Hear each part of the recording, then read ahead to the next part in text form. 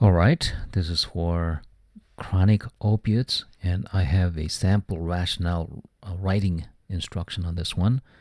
So pay close attention, please.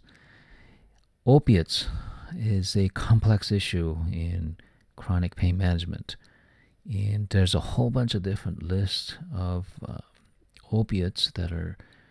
Some of the common ones are Norco, Vicodin, Contin, OxyContin, Percocet, Opana. Tramadol is as an opiate, and it should be treated as an opiate when writing these reviews. Butrans patch and Thurgic patch, Dilaudid, and there, etc. So let's go to the next one.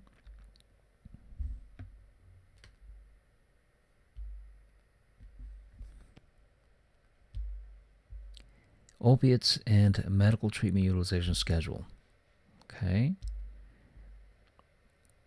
Now, you can quote page 60 and 61 for general medications. So this is the requirement for all the medications that are used for chronic pain. And this is what you might call a soft requirement. It says right here, evaluating the effect of pain relief in relationship to improvements in function and increased activity. So we've got function, increased activity. So if they're taking any medications for chronic pain, including NSAIDs or even Tylenol, anti-inflammatories, which is NSAID, antidepressant medications, what have you, MTUS really requires that the physicians, provide documentation regarding the relationship between what's prescribed and its effect on pain relief, okay, and then improvements in function, increased activity. So when the treating physicians prescribe NSAIDs or any other medications and they're not providing any documentations, then we really should be denying those. They have to say something. And for me, that something is any statement regarding improvement in pain and or function. I'll take that. So for non-opiates, this is a minimal requirement. And if you don't see any documentation, and you really should look at least 3 to 6 months of reports to see if they're saying anything about each of the medications. And a lot of the reviewers require that every single medications be discussed specifically, and that's not a bad requirement. So look at this: relief of pain with use of medications generally, temporarily, and measures of the lasting benefit from this modality should include. So if it's going to help, if you're using it for long term, it's saying that you have to document the relationship between the medication and the pain relief, okay? So now for opiates, it has a lot more requirements. So so just remember the statement. The treater has to say something regarding medication efficacy for all the medications, all right? But for opiates, I want you to memorize this page if you can. I'm just kidding. I want you to remember two different elements. All right, it's from page 78, and I want you to quote page 78. Now, we've traditionally used page, I think, 88, 89, which is fine, but this paragraph really summarizes the documentation requirement for opiates when it's used for treatment of chronic pain. Now, I'm not going to go over the indications because I think that if they document moderate to severe pain, musculoskeletal pain, it should be authorized, but they require specific documentation. Remember, for any other medications, we just want some documentation regarding pain relief and function, but for chronic opiates use, oh my goodness, you're going to have to provide a lot of documentation for this to be authorized, and most reviewers are denying this because most of the treating physicians have virtually nothing, as you will see when you do more and more of these reviews, okay? So the first element is that what you might call pain assessment. On page 88, I think, or 68, it uses a phrase outcome measures, and this is the same thing. Pain assessment should include, look at these, current pain, least pain reported over the period since last assessment, average pain, intensity of pain after taking the opioid, how long it takes for pain relief, how long pain relief lasts. So I have not seen a single doctor provide all these documentations except myself, of course. And then the second element is the 4 A's. Now, this is something you should remember. The first A is right down here, analgesia, pain relief. So you want to see before and after. Hey, is this medication relieving pain? And that's basically what the patient is saying, right? And then activities of daily living. And activities of daily living, they have to mention something specific, not just a general statement saying, oh, it helps with ADLs or it helps with their function. That's inadequate. And then adverse side effects. Now, adverse side effects, if they're having really problems with side effects, then, maybe they wouldn't be using it. So this one's not as important, but preferably you want to see something about side effects. And then aberrant drug-seeking behavior, okay? So in this page, this is the page you're going to have to quote, and at the end of this talk, I'm going to summarize it for you. But when you're writing the letter, this part, the pain assessment, and the 4 A's needs to be mentioned on the letter, okay? So we got the 4 A's and the outcome measures or the pain assessment. On the 4 A's, analgesia, pain scale before and after. Then number 2, activities of living, okay? Specifics, self-care. Now, when you talk about activities of daily living, all right, we're talking about the ability to transfer out of bed, or get yourself out of bed, what you call mobility or transfer issues. Self-care, like brushing your teeth, taking a shower, putting on your clothes. Those are self-care. And housework, cooking, cleaning, yard work, driving, shopping. And then there's work. Now, generally, if the patient is working, that's the highest level of function that can be achieved in our setting. So if the patient is working, it says that the patient is working full-time or part-time or modified duty or what have you, I generally lean towards authorizing the medications.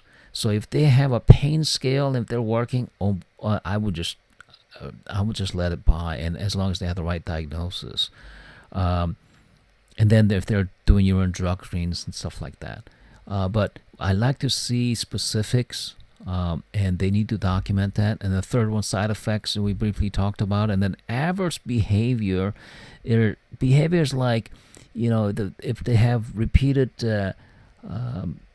lost medications, coming in early refills, or getting medication multiple physicians, and they have aberrant urine drug screens and stuff like that. So you want to get a flavor of what kind of documentations they're providing. Urine drug screen is pretty much required for chronic opiates use. And so you want to see documentation that this is being done. And then the cures report is a report that's obtained by physicians, and it keeps track of the patients that are getting medication from multiple physicians. So I've seen some reviewers requiring cures report, but the requirement for cures is not in the MTUS guidelines. It just has adverse behavior, and also it recommends urine drug screen. So you don't have to mention cures because it's not specifically for MTUS, but certainly if they mention that, I haven't seen anybody mention this, but urine drug screen is something that's very commonly obtained. So the 4 A's, analgesia, ADLs, adverse behavior, adverse effects, you want to see something mentioned. And then under outcome measures, we've got current pain, least pain reported over the period since last assessment, average pain, intensive pain after taking the opiate, how long it takes for pain relief. So again, I haven't seen anybody provide this documentation. I've been doing that on my patients, trying to get, but it really requires both of these. But I will tell you that if I get analgesia, a pain scale, and a good discussion about ADLs, okay, and everything checks out okay, that there's no aberrant, this should have been aberrant, drug-seeking behavior problem in the case, and I tend to authorize the opiates for now, but they really should be providing this as well, okay?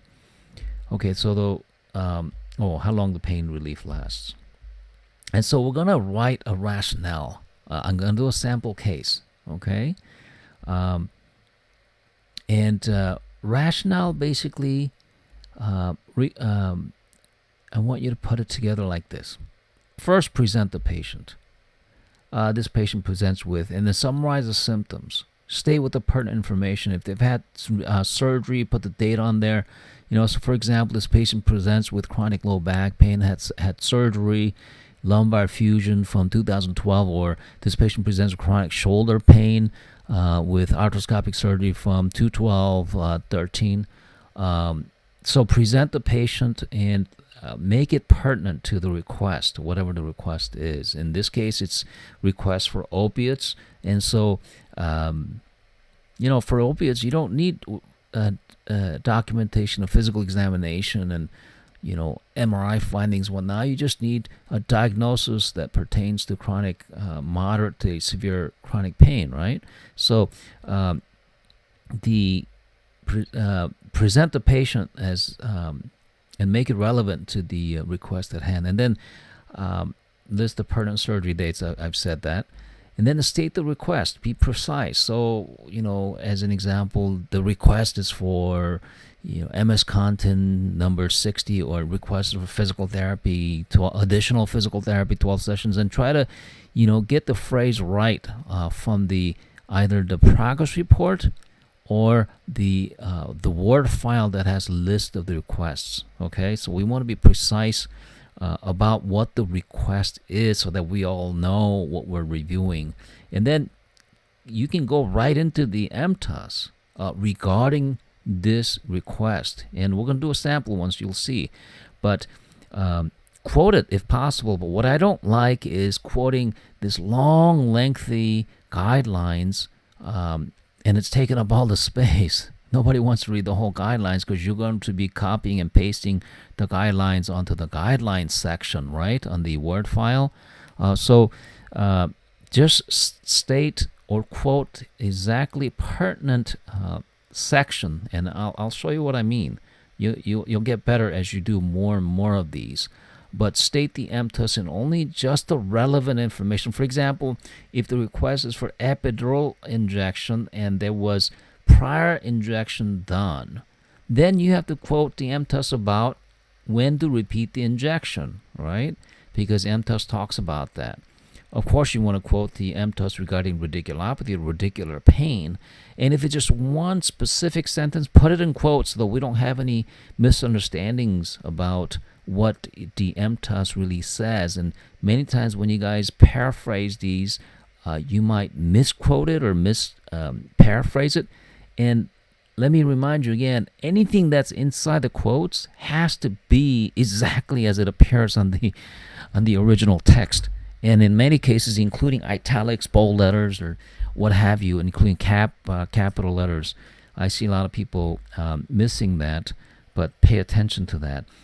So quote MTUS first, and if the MTUS discusses it, you don't have to go to any other guidelines. Okay, if the TUS provides a discussion regarding the request, don't go anywhere else. If the MTUS doesn't use it, then you have to use ACOM, but this is a little tricky. Technically, the ACOM guidelines, as adopted by state of California, there's a good argument that it only applies to acute or subacute case, which is like within the first 3 months, technically. And so you can quote it. Like, a lot of times we use ACOM, we quote ACOM guidelines regarding MRI requests and other requests, but I like to use ODG as well if it's relevant. Okay, so unless the request is within first 3 months, then you gotta use the ACOM, and then MTUS first and then ACOM. But typically, these requests are at least 3 months out from the date of injury, so you want to use many times you have to use both. And then other guidelines, if you don't if the request is not found in any of those 3 guidelines. And then you got to go into writing this rationale. You got to go into discussing relevant clinical information, and then again we'll do a sample one. So you want to put all the information together and then say why it should be authorized or denied, right? That's what the purpose of the writing the letter, right? So discussing relevant clinical information, you want to list the facts as it relates to the request and the guidelines. And then you do a conclusion. So you do one sentence summary, and then you say recommendation for denial or authorization. All right. So let's go through this, but stay with this format, please. Sometimes I suppose you could present the patient and state the request, and then go into the review their medical records, like review the medical records, show that the patient had injection 3 years ago, and the AME report states that none of the injections helped, or if the request for physical therapy, the review the reports show that the patient had 35 physical therapy during this time period, or whatever. But I would just try to stick with this format. Okay, so after stating the request, just go right into the MTUS or the guidelines, and then discuss the relevant clinical information. You can say, after stating the MTUS, you can say, for this review, the provided file included, such and such reports, and it shows this and that. MRI showed this, and physical therapy history was this, or what have you. Okay, but try to stay with this format so we all stay consistent. I'm going to do a sample request. Look at this request. And, every time you guys see, every once in a while, you're going to see a request was like, 15, 16 items. But you know what? Believe it or not, this one took me probably about 30 minutes to do. Because look at this. Doculase this is the medication for constipation. And we'll go over this really briefly. They want the retro. And another retro. Retro means something that was already provided, right? And prospective is something that hasn't happened yet. So they want the review for So if you got different items, you have to put one rationale for each and every one of them. And for me, if the discussion for this one, number 1 and 2 is exactly the same, I'll just copy and paste it.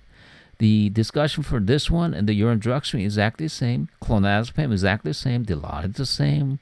MS content is the same. So, we're really looking at 1, 2, 3, 4, 5, 6 requests, and they divide it up into 12 different ones. It's crazy, but let's look at this.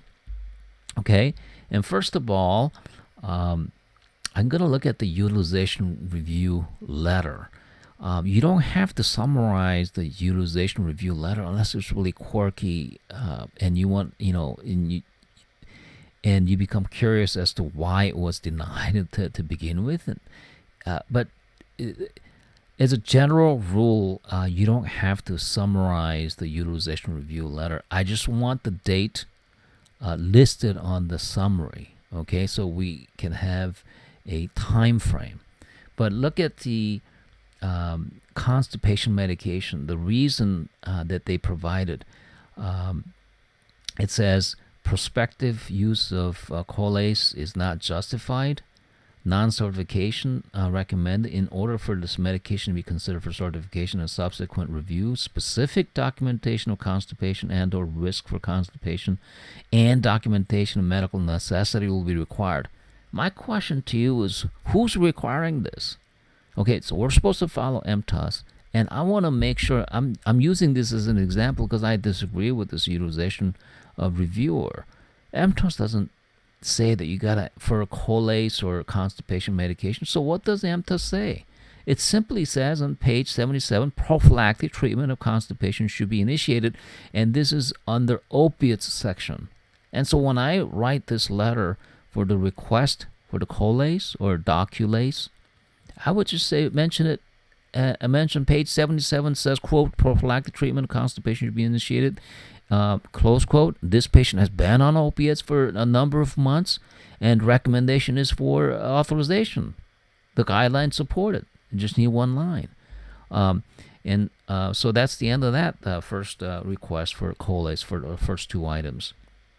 And then the urine drug screen, okay? What does the MTUS say about, before we get to benzos, what does the MTUS say about urine drug screen? I should have had that on this screen, but I don't. But again, they're denying it because they think, the utilization reviewer thinks, that the patient had it on 2/14/13 and 6/5/13. When you actually review the reports, you'll see that it was actually done in December, and there was one done in June and July. And for urine drug screen, yearly urine drug screen is recommended unless the opiate risk profile is moderate to high. Then you can get it as often as every 1 to 2 months or every 3 to 4 months. And then in this patient, when I reviewed the case, what happened was the patient had a urine drug screen in December, which was normal, and then the patient tested, the treating physician tested again June, which is appropriate because you can do it once a year, right, for low risk profile. So for generally speaking, if they're doing 1 or 2 urine drug screens a year, we just authorize if they're on chronic opiates. So the patient had it in June, and it came back negative for all the medications prescribed, so it's aberrant result, right? So the doctor tested again July.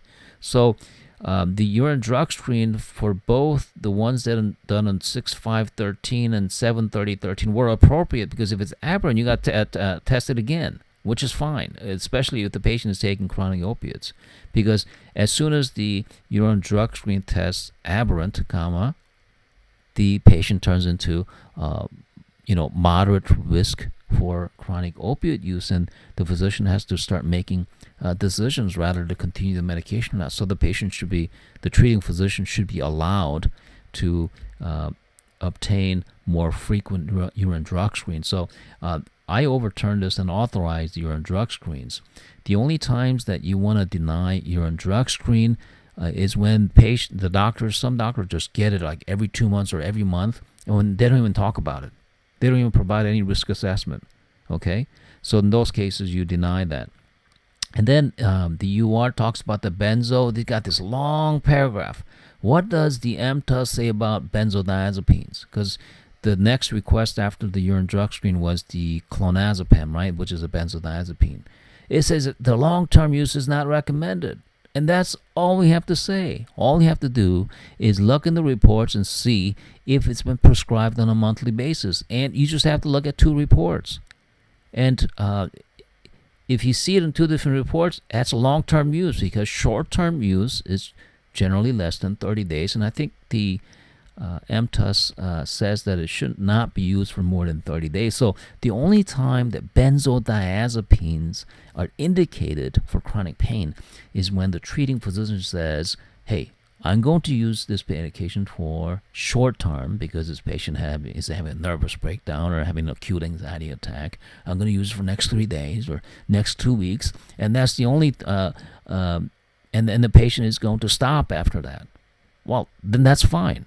Or the patient is having, acute insomnia problems because, patient is recovering from, surgery and can't sleep with too much pain. I'm going to use Valium for next 2 weeks so the patient can sleep better and relax. Well, that's fine. Short term.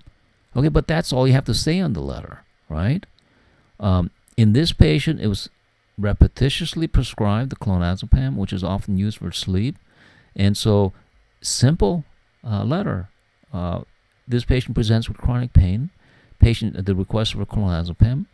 MTUS guidelines do not support long-term use of this medication. Review the reports show that this patient has been prescribed clonazepam on a monthly basis, and put the dates on there. Okay.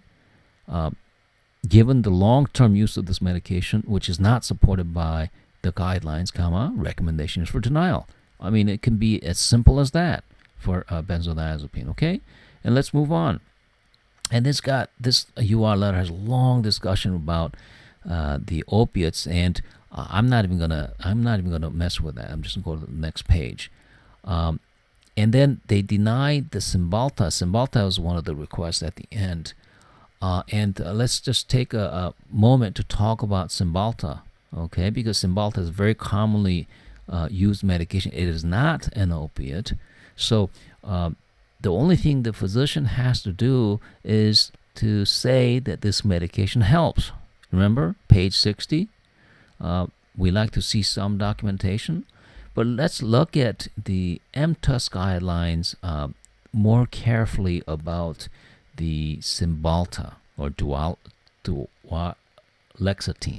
Okay, there's another word for that. Dualexetine. There's actually two different sections that talk about Cymbalta, page 16, 17, and then 43 and 44. It basically says three different things about Cymbalta. Look at this. It's a first-line treatment option in neuropathic pain. So if they have any radiating symptoms, arm or legs, or numbness and tingling type of symptoms, or radiculopathy, radicular pain, carpal tunnel, ulnar neuropathy, what have you, it's a first-line treatment.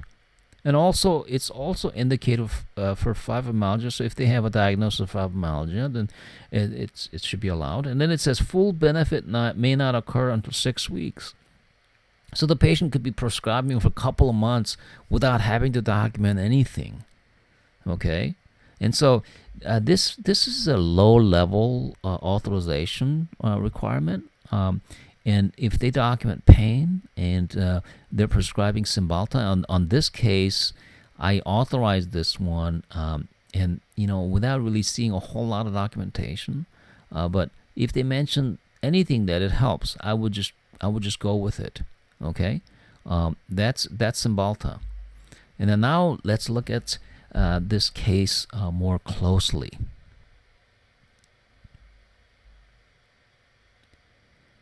And we've already taken up 26 minutes, so I'm going to break this one up, okay? We'll continue this one in a second.